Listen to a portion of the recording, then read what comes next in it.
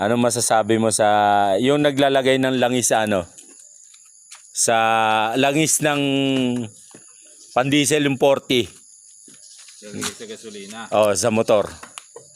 Ano naman yon? Okay lang yon kasi ang langis ng diesel kasi mas makapal.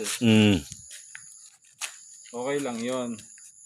Ang masama, yung pang gasolina lalagay mo sa pang diesel kasi ang diesel na makina mas mataas ang operating temperature kaysa sa gasoline engine. Kaya okay lang. Pag yung pang diesel nilagay mo dito, mas malamig yung makina mo.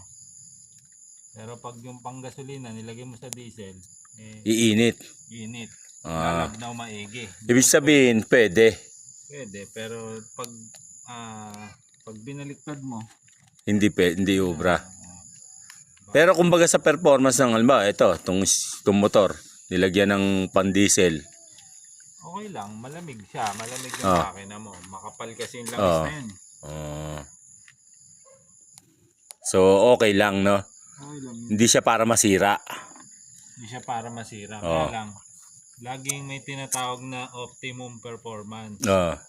Hindi niya mamimit yun. Hindi niya mamimit yun. Kasi, Kaya lang, hindi mo naman yun mararamdaman.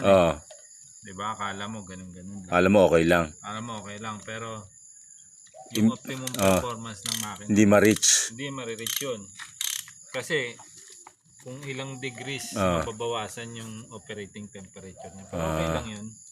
Hindi naman kasi performance bike to eh. Hindi kagaya kung mga pang racing, di ba? Bike yan. Talaga. So, ganito, hindi mo mararamdaman yun. Sa mga performance engine kasi, kahit seconds lang eh. Malaki na yung, malaking bagay yun. Seconds lang. Yung ano pala, ano ba to?